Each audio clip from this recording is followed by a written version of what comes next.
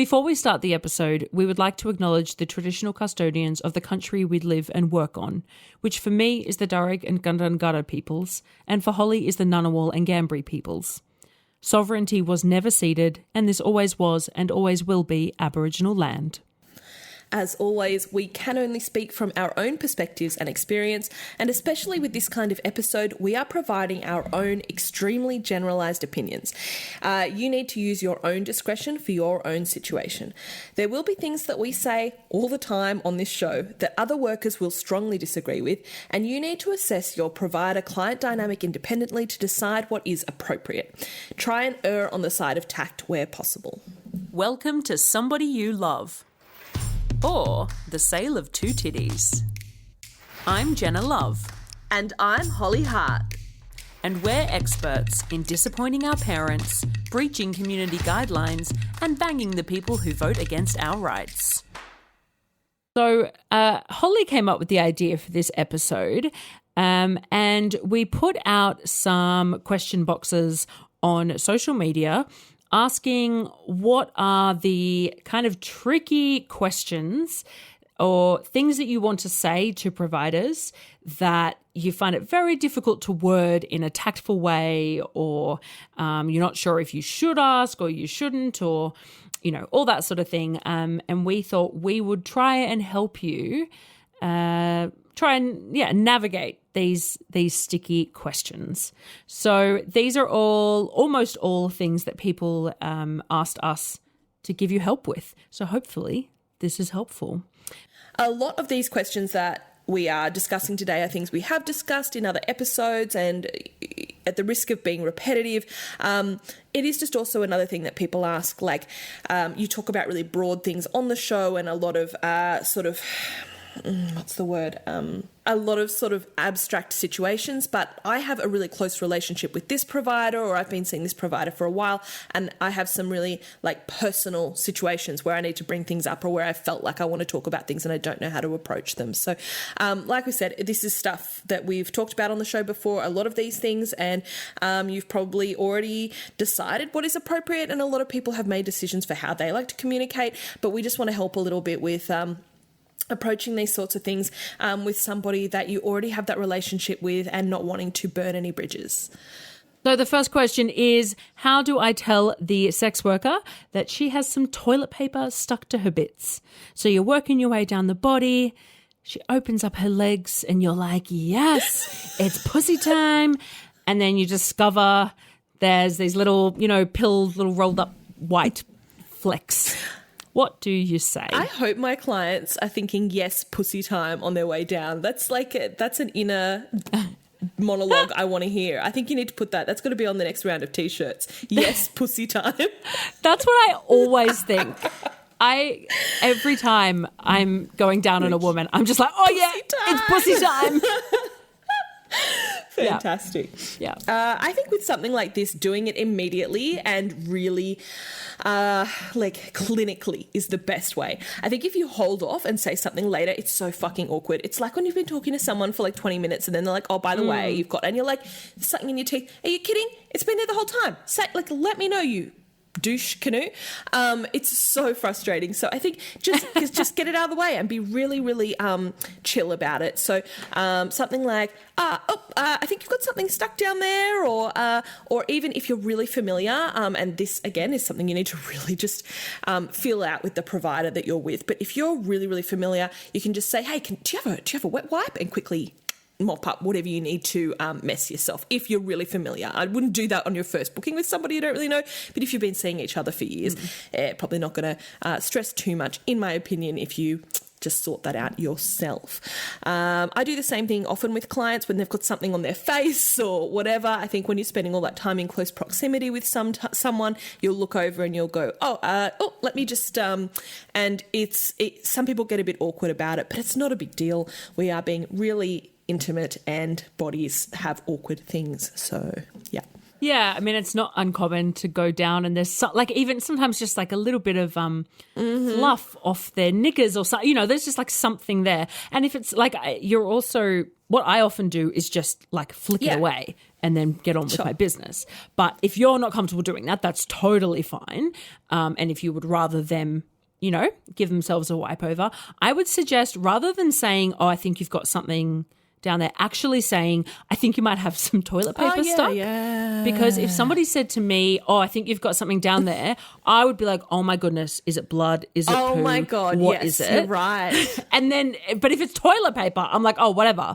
It's just that I literally wiped myself after going to the loo, which is fluff. fine. Yeah, those things are so good. So I think actually just saying that. Perfect. Yeah. Yes. Actually say what it is, I think is probably better. You're good. Yeah.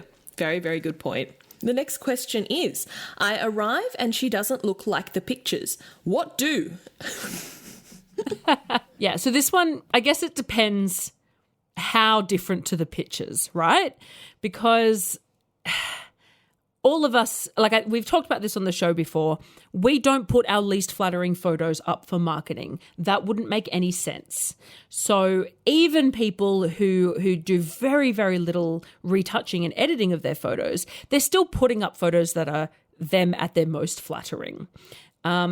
Also, like our professional photos, a lot of people hire a professional hair and makeup artist. They have a professional photographer and someone to retouch the photos. So if you are arriving expecting us to look like we do in our professional photos, you're probably not going to get that. So that's kind of on you, right? So that's a factor. We also people do look a bit different in person, and especially with providers who blur out their tattoos or don't show their face, your brain sometimes imagines something in particular and then the reality can be different. So, in that case, I think you just have to accept that maybe your brain went a little bit wild and you were imagining Megan Fox and that's not reality. And it was Chelsea from Love is Blind. Yeah. Exactly. Yeah. Exactly. Who is smoking? Who's still gorgeous. Yes. Absolutely. Yes. But it's a different story when it's a completely different person, right? And that's where it gets really tricky.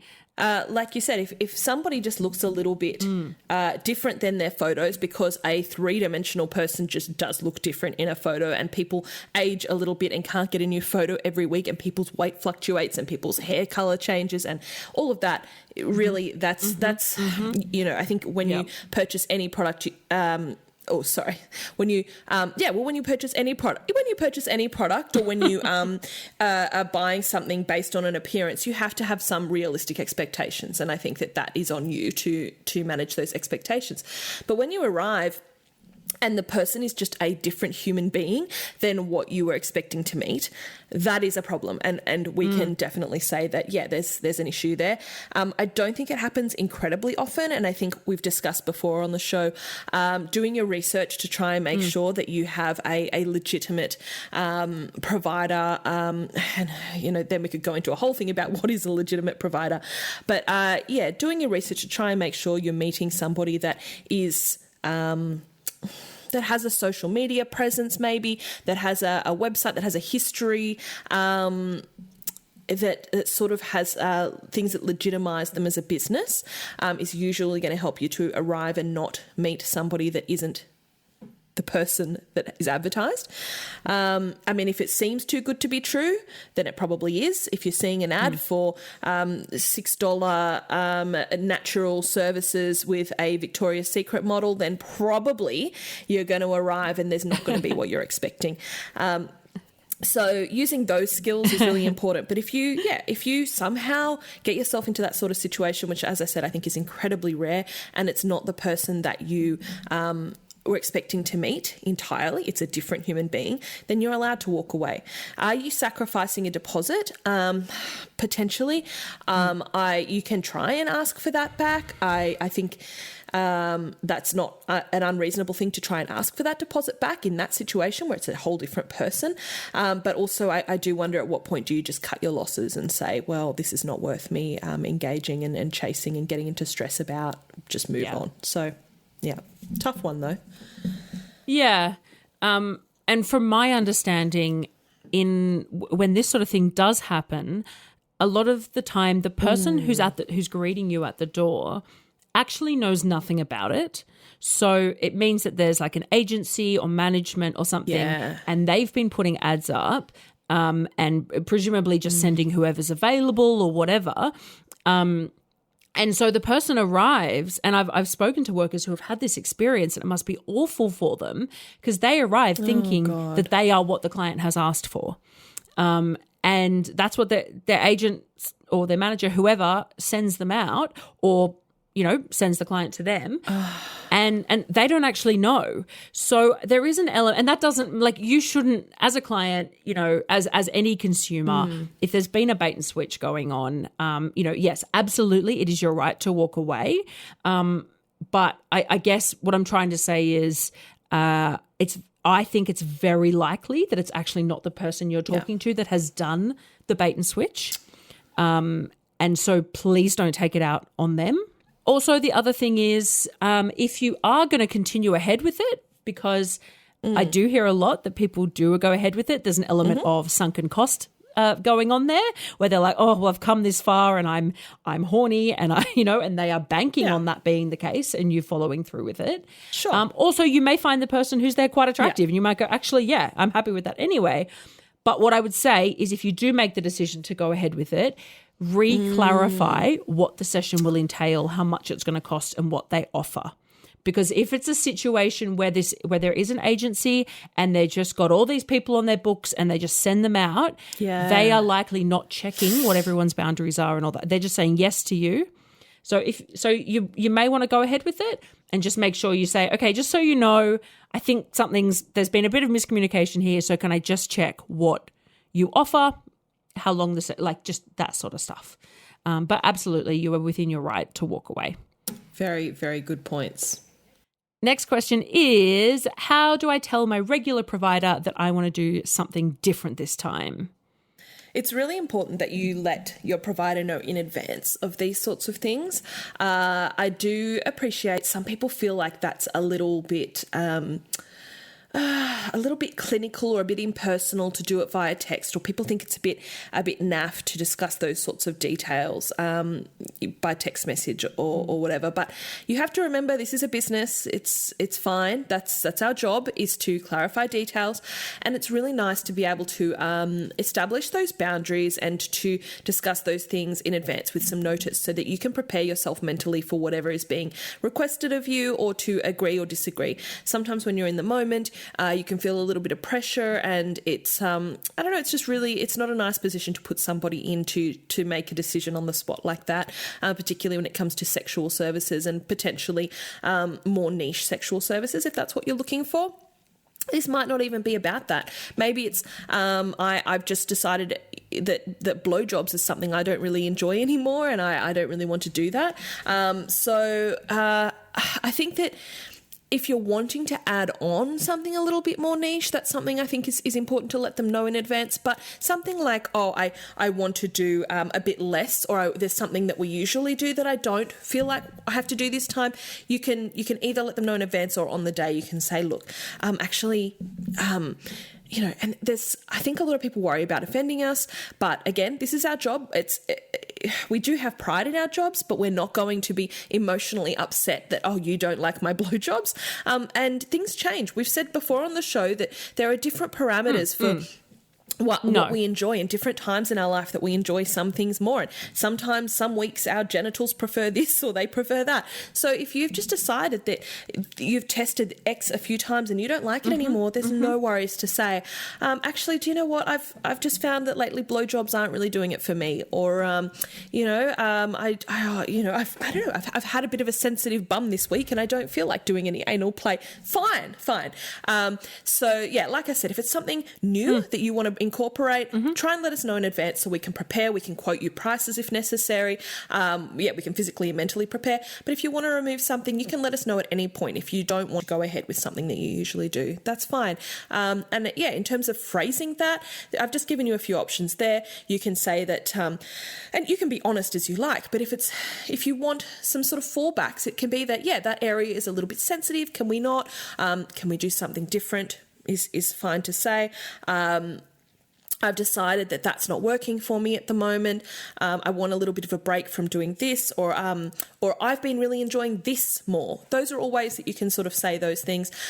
You don't need to worry about our feelings. Tact is always nice, but really it's your money and we want you to have a really good time. So you should do what's right for you. The other thing with like texting us or emailing or whatever in advance, which obviously we always have to say, I know they do things very differently in the USA, and stuff like that can be used as evidence. So this is very much specific to the jurisdictions that we're in and Australia-wide really, even though there is criminalisation here, but generally discussions do happen outside of the bookings. So I have a regular who, after a few sessions, when he booked his next one, he said to me, hey, would you be okay with initiating round 2 because I get a bit awkward and don't know how to initiate.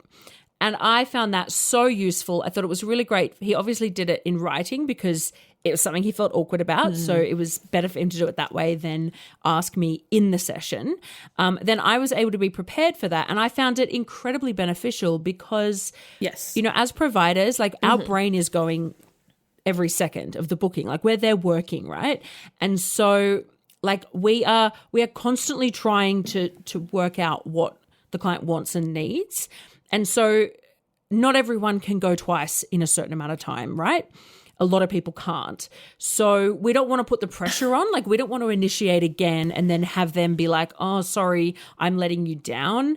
But if somebody has said to me, you like, go on, I want to try and do it, then I'm like, great, I will do that. That's absolutely fine. But I don't want to just initiate without knowing. Yeah. Anyway, there's a lot to say that I found that, really, really great. The only other thing I would say to this is to be specific. Because if you say, hey, can we do something different? That's really difficult for us. You have to remember that we have a very wide spectrum of things that we can do. The world of sex and intimacy is incredibly broad. And when you say, oh, I want to try something different, we need some guidance. And if you're embarrassed about it, it's not helping to say, I want to try something different. Yep. You need to say, can you please put a finger in my butt? I want you to peg me. I'd like to be tied up. And the provider may well say, oh, look, actually that's something I can't offer or whatever. But you have, and that, like, as Holly said, we're not hurt by that. It's not like, it's just a conversation about what can and can't be done. How do I ask my provider how recently they were tested for STIs? And somebody else has added, I am curious about the STD check question. Whenever I ask a provider, she bites my head off. Just don't. Yeah, the short answer to this is that you don't ask. Yeah, just don't. Simple as that. As we've covered on the show, sex workers have consistently lower rates of STI transmission than the general public, and that is based on studies that were conducted under a decrim environment, so particularly in places where sex work is legal, but most particularly where it is decriminalised, that is the case. Also, the problem with this is, and again, we have covered this on the show, but the issue is for a lot of us, if you ask if we are quote unquote clean, and do not use that language, if you ask if we've been tested, if we're free from STIs, we are going to be on guard and worried that means you're going to be pushing for natural services and things that we don't offer. So that's the biggest concern. But the other thing is that it just reeks of stigma. And we are so used to just being told that we are dirty and unclean whores. So when somebody, at the front of their mind is like, but what about all the diseases you might have? It's really unsexy for us. It's really very unsexy. It's really great to be aware of sexual health, to be thinking about that. You should do your own research and know about STIs, know what the risks are. Use barrier protection to the level that you are comfortable with. Get tested regularly, and that's how you stay safer. Yeah, being contacted by somebody who wants to have sex with you, who also is like, yes, but also you're dirty, as the underlying message that they're sending you, is really unpleasant. Like, I want to fuck you, but also ill. It just doesn't really get many of us going. If you are really that concerned about your sexual health, then I would recommend you go and get your regular tests. You use the barrier protection, as Jenna said, that is suitable for you. And if you're really, really that concerned, because there is a risk with any sexual activity that you have, if you're that stressed about it, then practice abstinence. That is, they're the things that you can do for your own health. In terms of what sex workers are doing, well, I would say most sex workers take really great care of their sexual health, and research actually says the same thing. But you don't know anyone else's situation, and that's a risk you take anytime that you have sex. So that your health is your own thing to manage, and that's on you. Yeah, the only safe sex is no sex, frankly. Yeah. Doesn't mean you shouldn't do it, in my opinion. But if you are riddled with anxiety over the possibility of catching something from someone, and that sounds like a route straight to agoraphobia. So good luck with that. Maybe get some therapy. Now, Holly, next question. Is it appropriate to ask when a worker is going to retire? I actually think... I said actually as if my answer is going to be controversial. I think general feelers are fine. I think if you have a really good relationship with a sex worker, I don't think you should really ask it in your first booking. When are you going to retire? Maybe that's a little bit intense. Unless it's towards the end and you've had the most amazing time ever, that's okay. But I think, just putting your general feelers out. I don't have a problem with sort of... is this a long-term thing, or are you planning to move, or whatever, because I really enjoy what we have and this is great and I'd really like to keep doing this for a while. No worries. I think that's really, really sweet. I always find that really charming, and that's fine. Specifics, I don't think so. So unless somebody has said, I'm going to be retiring in 6 months, and still, I just want to say, I still don't think you should ask specifics in that situation. You don't need to know why, where they're going, what they're doing. But I guess unless they've said, I'm retiring in 6 months, and you want to say, will that be at Christmas time, or should I get my booking in before November? That sort of thing's okay. But yeah, I think asking a worker, will you be retired by the year 2025 is maybe a little bit intense. But are you planning to stay in Canberra? That's fine. I've had a few clients ask me similar things, and I can give them a really rough idea of my life plans. And that's, I don't know, it's a nice feeling for me to know that I'm valued, but also I think it's nice, similarly with my providers, as we've discussed, I'm sure, on the show before. I really loved my GP. My GP left Canberra. Tragic. I really love my psychologist, and I like knowing that she's probably not going to move anytime soon. And other service providers that help give you a sense of support and stability and joy in your life, it's nice to know that they might be around for a little while. So personally, I think that's fine. Yeah, I've had a number of clients say things to me like, you're never allowed to leave the industry, like as a joke. Yeah. And I say the same thing to my psychologist. And I think that's absolutely fine. It's a compliment, like no dramas with that. Yeah. I think it's just the way you phrase it, as I think what Holly said about, so is this something you're planning on doing long term? Because I've really enjoyed our time together, I think is the way to phrase it, rather than, so when will you move on from this? Yeah. Right. Because that, again, is a bit of a red flag for us in terms of stigma, because it makes us think of this idea that we're all just doing it until we find our proper job. So definitely framing it in the positive around the longevity rather than the shortness. What's the opposite of longevity? The shortevity. Shortevity, yeah. That's in the shortevity. Yeah. Let's go with that. Yeah, if the underlying message is I love our time together, that's one thing. And if the underlying message is this is not a real job and when are you going to do something else, then that's fucking shit. Anyway, yeah, obviously. Totally cut that out. I'm just vibing it. No, that was a good way of summing it up. I usually book the deluxe service, but funds are tight at the moment. Oh, we feel you guys. We feel you. And I'd still like to spend some time with her. Will she get the ick if I book a cheaper service? I think this is such a good question because I think a lot of people are going through this. I have had clients ask me this question, And no, the answer is absolutely not. She will not get the ick. I think it's important to say that we put up the services we provide because that's what we want to provide for that price.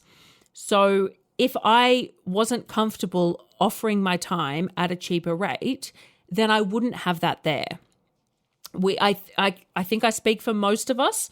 There might be exceptions when we say we would rather have $50 than not have the $100, right? We would rather see you for a cheaper service than not see you at all. And also, it's really nice in terms of variety. It's great to have like different experiences with each other. Obviously, all different providers offer different things. I'm thinking from my perspective, where the only two kind of options, or aside from like Zoom calls and online things, would be a full service booking or a cuddles and chats booking. And I have a couple of clients that go back and forth between the two, and it's really great. We have these different experiences and it's really nice. And it's almost like, it's a bit more like what happens when you're dating, right? Because sometimes you don't always feel like doing the whole thing. Sometimes you just want to cuddle all night. And yeah, so please don't let that idea stop you from booking a service that we offer for a cheaper rate. Because yeah, we're happy to offer it for that rate. I think Jenna has just hit the nail on the head with everything there. She's said it perfectly. The variety is really fun. So we are just happy to see you. I know I have clients who are like, oh, will you see me as stingy if I book a quickie? And I'm like, as Jenna said, I wouldn't have the quickie service available to people if I didn't want to do it. And sometimes for 2 weeks in a row, I'll have every booking I have is an hour booking, or every booking I have is 4 hours. And it's just really nice to have somebody break that up with a different amount, whether that be someone does a 4-hour booking in the 1 hour week, or somebody does a 1 hour or a 15-minute booking in the 4-hour week, or whatever. It's really, really fun to just have a variety of time allotments, a variety of service types. Like you said, there's the snuggle kind of sessions, there's full service. Sometimes I do the social bookings as well, and we go out and we have a day out, like you said, more akin to dating vibes. And that variety feels great. And I never, ever once have had any of my clients book a shorter service and thought, oh, like what a cheap ass.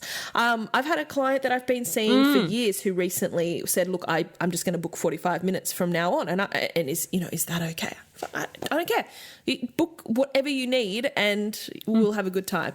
So I just love to see you guys. And obviously Jenna put that better than I could have ever put it. So I recently saw someone on tour who had booked for half an hour. And I think the last time I saw them, they booked for an hour and a half. I think it was longer than half an hour. And I saw the booking came through and I was like, okay, cool. He must just want half an hour. Like, great, whatever. And then it turns out in the booking, he said to me he was really frustrated because he wanted to book longer, but there was only the half an hour available because my booking system has limits as to how many hours I will take in a day. And I was like, oh, right. So he actually did want longer. But anyway, the point is just that I just went, oh, I just thought you wanted the half. Like, you know, you might be having a busy day, or you might just only want to spend that much time. Like the money, I don't tend to think that it's because it's cheaper. I just tend to think that's what you're after. And if it is because it's cheaper, we get it right now. Like at the moment, this cost of living crisis, we don't need to go on and on about it, but everyone is cutting back where they can. I'm not getting my skin lasers all the time. I'm saving costs on various things that I buy. And if you suddenly go, I only want to see my sex worker once a month, or however often for a shorter service, or for a cuddle service, because I just need the intimacy and not necessarily the sexual side of things, and all of that's fine. Whether it's a financial decision or just that you want a different service, that's fine. We're cool. We love it. Okay, so similarly, another question is, so she's put her rates up and I just can't afford them anymore. What should I say? That's such an awkward one, because it depends on so many things, like about why this is a problem or what the problem is here. If it's that you simply cannot afford a booking at all with her, then my answer is you don't say anything. If you can't Totally, afford it, you don't book that it. is actually what I've written here on my If you can't afford that it, is you don't actually book what it. I've written here on my notes for the episode. Actually, say, don't say anything, save up. And I want to be a little bit more delicate than that, though, because I mean, if she's put her prices up, and that means that it's a little bit more expensive, and that you need to save for a few more weeks or a month or whatever it is. If this is something important to you, that you want to see a sex worker regularly, and that this is a sex worker that you like, then like any luxury or any treat that you get for yourself in life, you make that effort to put a little bit more aside and to plan for that treat or that bit of enjoyment. That's what we all do as adults, and that's what we all do in a cost of living crisis, is decide, prioritise what's important to us, and make efforts to budget for those things if that's what we want. But if they've put them up and you just decide that you can't justify seeing that sex worker anymore, then, she doesn't really need to know. I feel like if she sends you a message and checks in and says, hey, it's been 6 months and I haven't seen you and I'm just wondering if you're okay, which I don't think a lot of sex workers do, but I know sometimes in quiet times they will, that's fine. You can then say, look, it just hasn't really been in the budget lately, but hopefully I'll get to catch you down the track or something. But telling her your rates are too expensive is never going to get you anywhere, and I just don't think it's necessary. Sorry. Yeah, I think it's like anything. If something gets too expensive for you, then you don't buy it. And as for what should you say, nothing. It's as simple as that. You find a cheaper option, or as Holly said, you see them less frequently, or you book a cheaper service or for less time. But it's kind of none of the provider's business, really. And if you're thinking, I should let her know because she needs to know that it's too expensive and people won't pay it, if that is the case, she will drop her rates. If people aren't paying it, and you can wait and hope that happens, but she's probably just found some clients who are willing to pay it. So, that's that. I really enjoy going down on a woman, but what if I get down there and it smells bad? What's a polite way of dealing with that? Okay, so this is another one where there's two different extremes of it. So first of all, bodies smell, genitals smell. Like when people, even if they've very recently showered, there might be a bit of a musk, and that is fine. Like there's nothing wrong with that. That's normal. We're not, Holly doesn't know this, but human beings, we do smell. No, I gathered. Yeah. She knows, but I know how things work generally. Yes. Yeah. So, I think this is similar to the what if she looks different from her photos thing, where if you are expecting us to smell like a doll, you're not going to get that. We are going to smell like a human being. That being said, if there is a really extreme smell, or like something really strong, I actually think most of us would prefer you say something, because it could actually mean that something's wrong. Oh, you don't agree? Well, I don't know. I've never smelt a vagina. So to me, I don't know. I guess I would prefer to know, but I guess how they tell me, I would find it really confronting. But I think that's also because I would don't too, have a sense of but I smell, wouldn't so want to not life, know. Yeah, but you'd still want to know. Yeah, no, I agree. I still think, it's an intense one, isn't well, it? Similarly, I can have quite a weak sense of smell. I have a lot of sinus issues, and so it's possible that I wouldn't know. So if somebody was down there and they smell, and I'm like, it would have to be quite strong. I would like to know, particularly because this is my job and I'm going to be spreading my legs for other people, but more than that, for my health, But I need to be really clear and say that if somebody does have a strong smell down there, and there is something wrong, like maybe they have bacterial vaginosis, that is not a sign that they are an unclean person. That doesn't mean necessarily that they haven't showered or, there are just bacteria, pH, things get out of whack. It happens. Same with taste. Like I think for a lot of women, when you're going down on them, the first kind of stuff that comes out can be quite like sour, and then after a while it kind of goes away, and that's quite common. So again, like we are going to have smells and tastes, But if something I guess if you've seen her before maybe, and then this time she smells really different, that would be worth saying, hey, it's not a drama for me, but I just wanted to let you know in case there's any problem that it seemed like you smelt a bit differently down there. I know that's so hard to do. Maybe I would probably, I can see myself being like, no, I can't say it. And then afterwards texting them, maybe that's the wrong thing to do. But I reckon that's, I'd be like, hey, it was not a problem for me, but I just wanted you to know for the next person or whatever, that there was a bit of something. The other thing is, like, yeah, we all have smells and we're attracted to different pheromones and stuff. And maybe you just don't find that person's stink that attractive, and that's okay.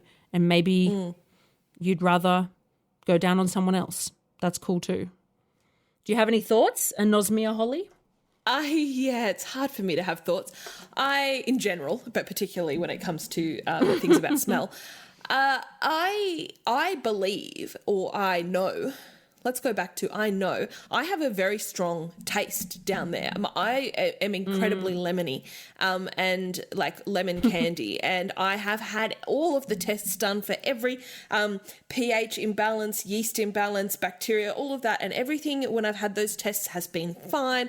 No dramas. Everything's within the parameters it should be. Mm-hmm.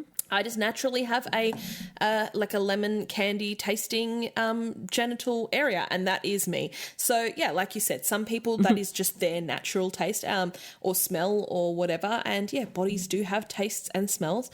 And if it's not for you, it's not for you. But yeah, like you said, particularly if it's a provider that you have seen previously where there has been a marked difference, then yeah, I would want to know. Even though I'm like, oh, it would be so awkward. I think oh God, yeah.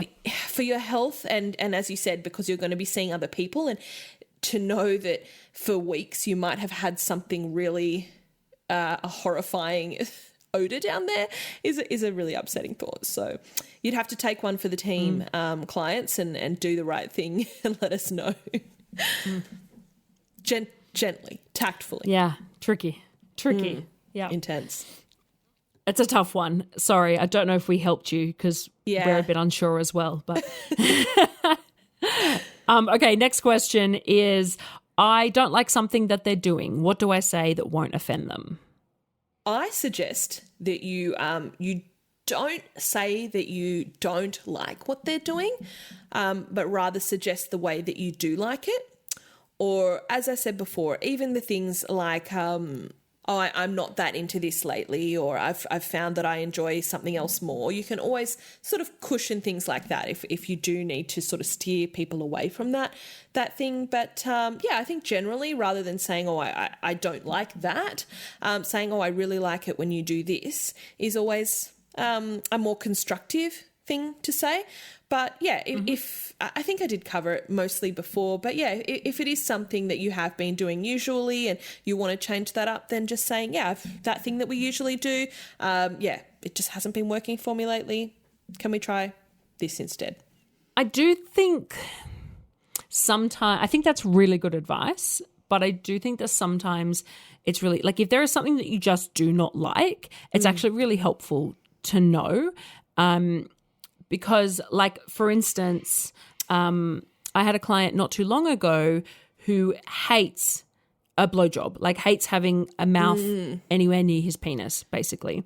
And that, I will say, is pretty rare. There's plenty of people who aren't that into getting blowjobs, plenty of penis owners, but I've found it really rare to find anyone who really does not want that to happen.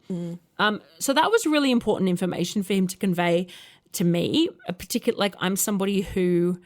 if something is flying by my face, I put my mouth on it. Like, I tend to just, I like putting my mouth on things. So like, that was information that I really needed to know, basically. Rather than him, if I started doing it and he went, hey, how about we do this? That wouldn't have given me the message. Right. Okay. That no, actually, I do not want this to happen. And that's a pretty extreme example because I do think that is quite rare. But yeah, if there is something that you absolutely do not like, another one that we come up against is people don't like things because they have trauma around that thing. Yeah. And if that's the case, you don't have to go into the trauma. Like, you don't have to say why. But I do think it's really useful. If there's something you absolutely do not like, just say it. Yeah, no. It's so much better if you say, hey, I actually really don't like that. So, like, you're doing so well, but I actually don't like it. Yep. I think that's important to say. I'm going to walk back my response. But agree that, yeah. Oh. Yeah, no, I'm going to walk back my response and concede that Jenna is correct here. I did say don't say that you don't like something someone is doing, but yeah, I think for the sake of boundaries, it probably is right that if you definitively do not like something, and yeah, particularly if it's around trauma, that yeah, it is better to be clear.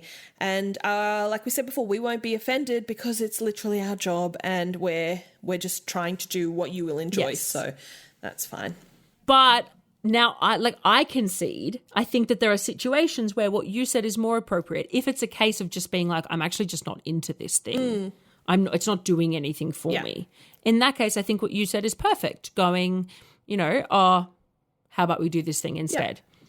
Like that makes, it's not causing you any dramas, but it's also not doing anything. And you'd rather be doing something else. I'm falling in love. Will he cut me off as a client if I tell him? Quite possibly.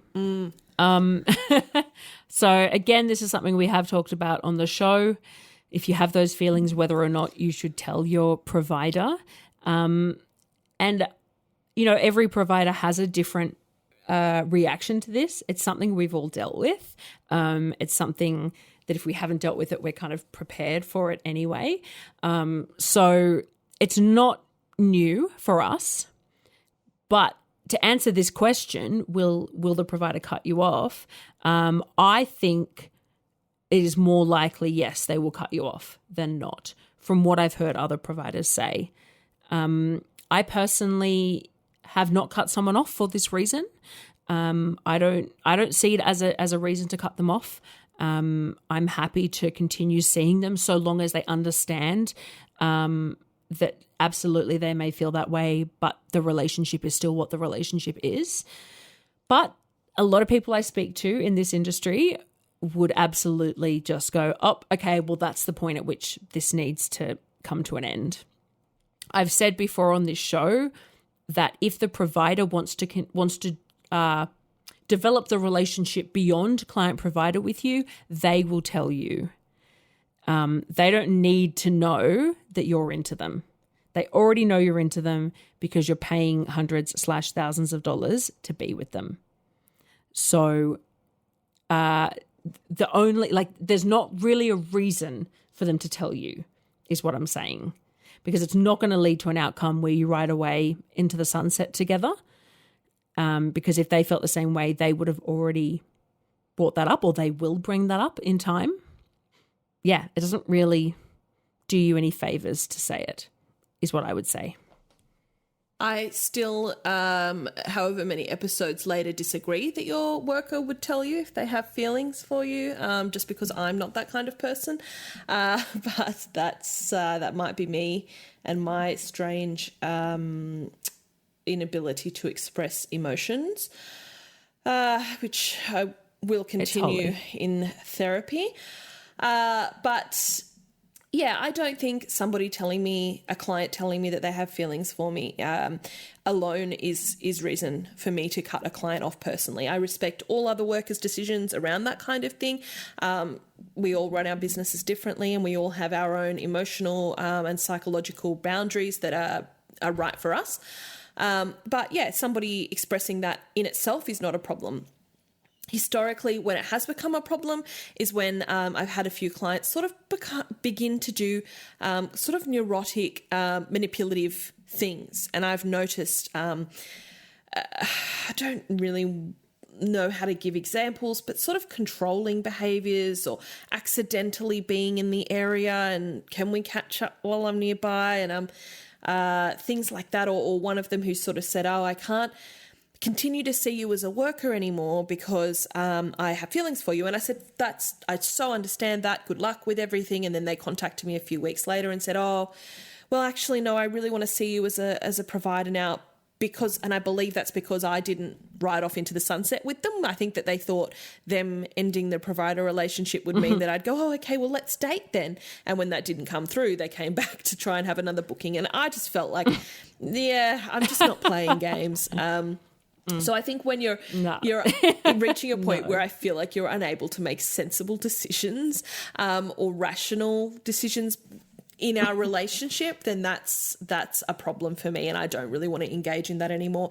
But if you're getting a real thrill and really appreciate me as a person and admire and have all those I'm doing a little quotations, love feelings for me, then that's so nice. And I think that's lovely. And if we can understand the parameters of the relationship and the limitations of it and enjoy a mutually beneficial thing, then fuck yeah, I'm happy with that. So, but yes, sorry, back to answer the actual question, will they cut you off?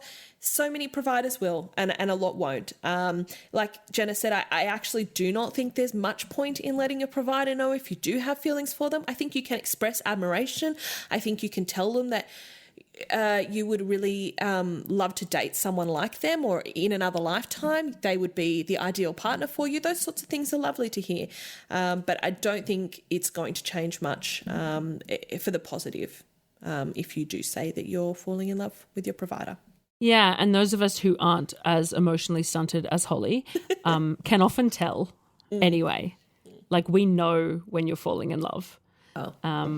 Or it's not even falling in love. Like, sometimes it's just when you're clearly crushing, or, you're developing a bit of an infatuation, a healthy infatuation. We can often tell. So, yeah.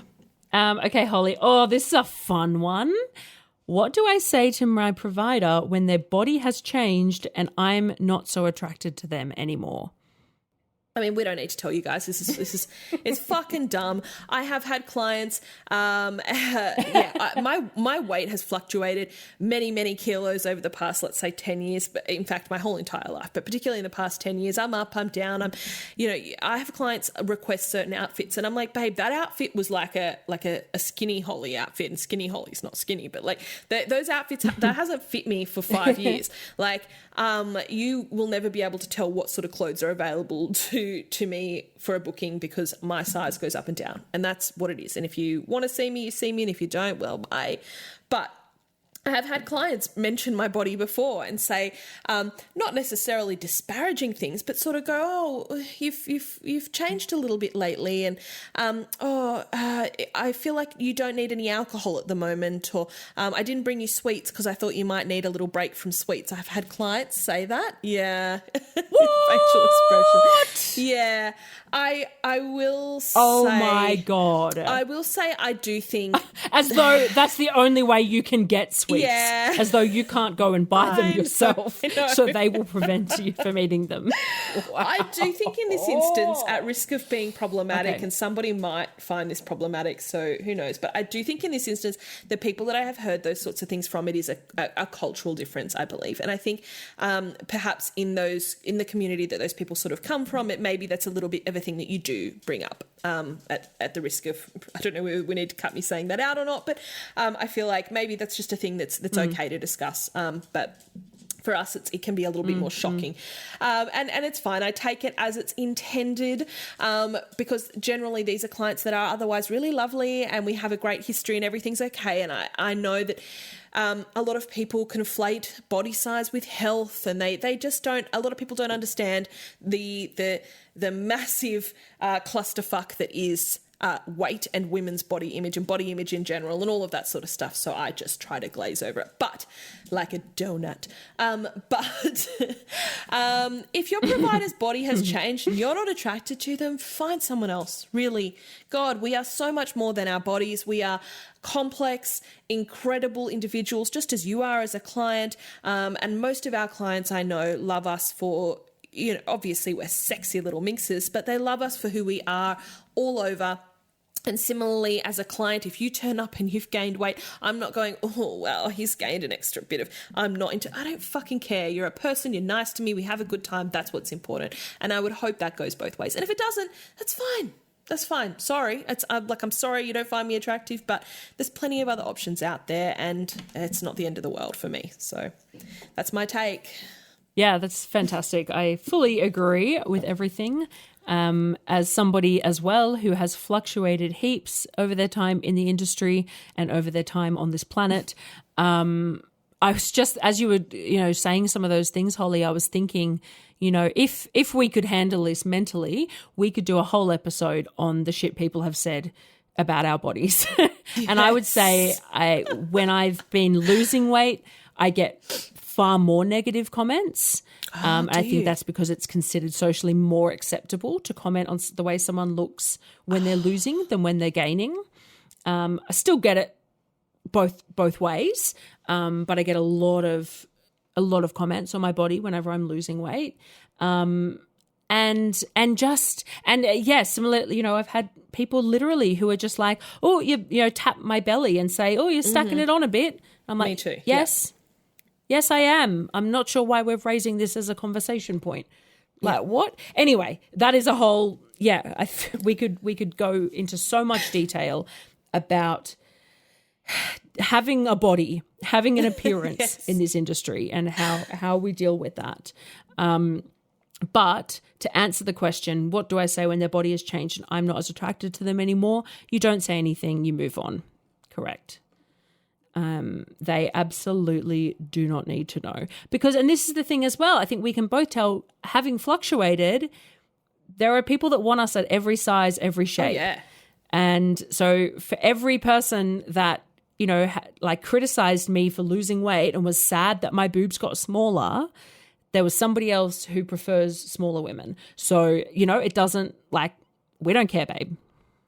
I had a client the other day who said to me, I can't remember what he said. And I said, oh, yeah, I'm a little bit bigger at the moment. And he said, that's why I booked. And I was like, oh, you just keep an eye on my stuff and see when I'm a bit chunkier, do you? And we had such a giggle about it. Yeah. It's just really cute, And that's what it comes down to. I'm like, I've spent so much of my life trying to control my body and make it one way or another. And I'm sure there will be times when I am quote unquote healthier.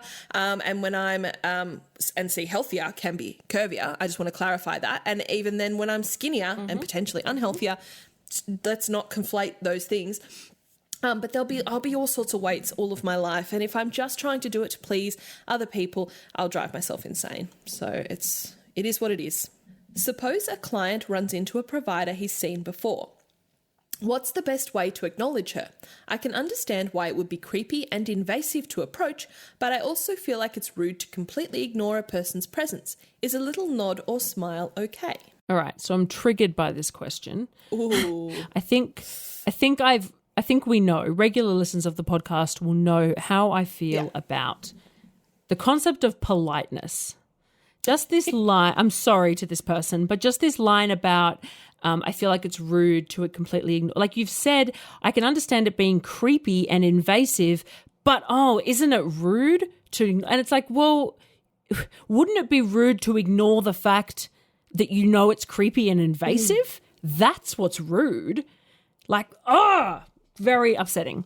That being said, someone like me, I'm very, very out, as we know. I am absolutely fine personally with a nod or a smile, but I would not use that as a general rule for providers. I would say that if you see a provider out in public or online in a space not as their provider persona, then the default is to ignore their presence. Absolutely. Yeah, it's not rude. You're actually being far more respectful by doing that. What she said, 100%. I, particularly with regulars, if I've only met you once, I really, in the nicest way, you really don't have to go out of your way to say hi to me. I might not even recognize you in public because just that's sometimes how brains work. But if we've been seeing each other for years and you see that I'm alone and you're alone, a little smile or a nod or a hey going is fine. No worries. But yeah, generally with most sex workers, you don't know their relationship. You don't know who they're out to. I think it's not worth the risk and just better to pretend you haven't seen them. Also, we have discussed on the show before, sometimes we just don't like to be perceived when we're out in public doing our things in our tracky dacks and with our hair a mess and all of that sort of thing. And we'd prefer to just not believe that anyone has seen us. And so if you can just pretend you haven't, so we can just enjoy being an anonymous person, doing our grocery shopping or whatever, that's actually really polite as well. Amen. I mean, it's such a good point. Like, I've had men like smile at me or kind of like hold the eye contact a bit longer in public. And I genuinely, I'm like, oh, are they recognizing me from the internet or have we banged? I literally don't know. And as Holly said, like if you're a regular, like I know you, if I've seen you a few times that I know you, but if you've seen me once and you're expecting me to recognize you, like I'm sorry, babe, but I don't know if you're aware, I'm actually a whore. And I don't remember everyone I've ever slept with. You've banged a few men? What? I've one or two, yes. One or two, right. And then you don't know, you're like, oh, maybe it's none of those things and they just like think I'm attractive. But then you're like, well, it's obviously not that because why would it ever be that, you know? Ew, never that. So anyway, disgusting. Okay, our final question is, if I have sent a text to my usual provider for a booking and she hasn't replied in 2 days, does that mean she's not interested? I think this one's really interesting because we've answered questions before about making the initial contact and not getting a response. Yeah. But this is about, sounds like somebody who they've seen a few times, and that is interesting. This is a prickly one because if you start to push that sex worker, you can push her into the dreaded spiral. Mm-hmm. And once you push a sex worker into the spiral, the guilt spiral, where she hasn't replied and she feels the pressure to reply and she's like, I've got to reply. And then it gets longer and longer and she feels guilty about the length and then she feels bad. And where does she begin with the response? And then it's been too long. And then it's fucked. And then you keep sending messages in between that going, hey, have I done something wrong? And she goes, oh, fuck, now I've got 5 messages from you to reply to. You can kill it. You can kill the whole relationship. It's the spiral is deadly. It's so deadly. Look, 2 days obviously is probably unusual. If it's a provider that you see regularly and especially if the text is a booking inquiry, which they've said in this question it is, that would be unusual because most sex workers, I think, once they see the inquiry, they want to lock in the details and confirm the booking. That's usually a high priority for us to reply to. But there can be so many reasons why they haven't replied. We have so much going on in our lives, like any person, like any business owner. Things fall to the wayside, as with this episode being a week late. My cat was sick for a week and literally all I did was hold him for a week. And, things fall apart. And ferry him back and forth to the hospital. Exactly. Oh, my God, back and forth. And I was pretty on socials about that, but a lot of people won't. A lot of people go through their things in their lives and rightfully so, very privately. And they may very well keep up the social media presence. Like somebody said in one of the questions earlier, oh, I see that they're posting online, or was that on here that we were talking about? Or was that something else? I forgot. That was another question we got asked that we were like, that's not this. Right. So what's what I'm looking for? That's not relevant. Sorry. So that was not in this episode. Okay. Sorry. So yes, they may very well be posting on social media, acting like everything's normal and you're not getting a response. But a lot of those posts can be auto-scheduled and sometimes they are just doing the basics to keep their brand looking normal while they're going through whatever they're going through, and the messages are stacking up on their phone and they're going to get to that when they get the chance. So I would say, yes, it's unusual. They also might be accessing their social media on their personal phone. So true. And they haven't turned their work phone on. Yeah. That's a big one. Absolutely. Yeah. So I would say it's unusual if that's happening. I would maybe give it another day or two, send them another message. I think that's not a problem. And just check in and say, hey, I just wanted to make sure you've got the message that I sent you. I'm not sure if I'm having some technical issues on my end, because you don't want to go in accusing somebody. It could be that. Sometimes it's that. I would really love to see you soon, but if you've got something going on, I understand. Hope to hear from you soon. Leave it in their court. Don't pester them. Don't go, oh, I need to see you on this day. We're running out of time. I need to know to book in my leave or whatever. Just leave it. Give them that open door to communicate when they're ready. And look, if you never hear back, then I would suggest you have possibly done something wrong, but maybe they're going through their own shit. Maybe they leave the industry. Maybe it's not for you to know. You don't know everything about every provider. They're not going to share all of their life with you and their personal details or the personal shit that they're going through. You can't solve all of the world's mysteries. So sometimes you won't get closure on things. And that is a sad fact of life. And one of the things that frustrates me most personally, I want all the answers. Sometimes you'll just never know. But I think that is probably the best approach. Yeah, I agree. I always say one follow-up is worth doing. Like one follow-up is not harassment at all. That is hey, just checking you got this. I know you get a lot of messages. I know you're really busy. Just checking it went through, whatever. That is great. Any more than that, then you are headed towards the spiral. You are sending her towards the spiral, and it's probably not going to end well for anyone. But one follow-up is really worth doing. And I would also suggest, it depends what you're like, but it's worth having a look at her socials because I've had situations, I take time off from work for different hobbies and things. And, I've had situations where I've been posting on socials about this thing I'm doing all week. And then I check my work phone and someone's like, oh, you're not answering me. Can I see you? And I'm like, wow, okay, you are clearly not on my socials, which is not your fault. That's fine. But it's like, oh, you would have had the answer. If you had just gone and checked, you would have seen that I've been live tweeting from this event all week, And also, I guess the other thing to keep in mind, we don't know what this provider is normally like. If she normally responds within an hour, then 2 days is ages. If she normally takes over a day to respond, then 2 days is not very long, But yeah, I think that's it. Send a follow-up, absolutely, a polite follow-up, and then just give up, I would say. Doesn't mean she's not interested. And it doesn't necessarily mean you've done something wrong. You've just got to let it go. It is a shame. Like, we get it, but it does happen. She might not be interested. That's the other thing. Sorry, but you might have fucked up. So good luck sleeping tonight. Our question of the week. Is there room for older ladies to succeed in sex work? I'm 48 years old. Short answer is yes. Long answer is... Fuck yeah. Fuck yeah. We had Michelle Hardenbrook on the show who... Did she turn 70? Was that how old she... recently, yeah. No, I think she turned 70 just after the show, which she might be even older than that now. But anyway, she's the oldest guest we've had on the show. That is how time works, correct. So she's the oldest guest we've had on the show, but I highly doubt she would be the oldest sex worker that there is. So many of us will tell you, Holly and I both started when we were younger. I started in my 20s. You you started before you turned 20, did you?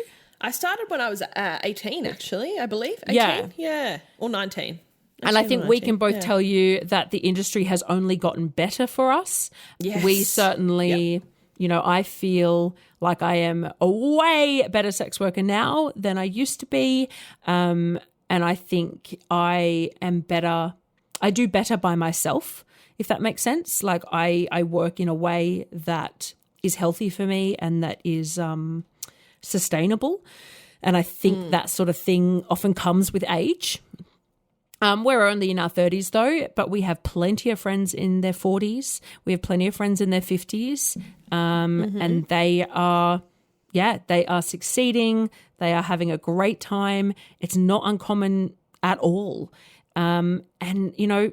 Insecure little boys on the internet will tell you that there is an age limit, and they are wrong. We can tell, the facts are there.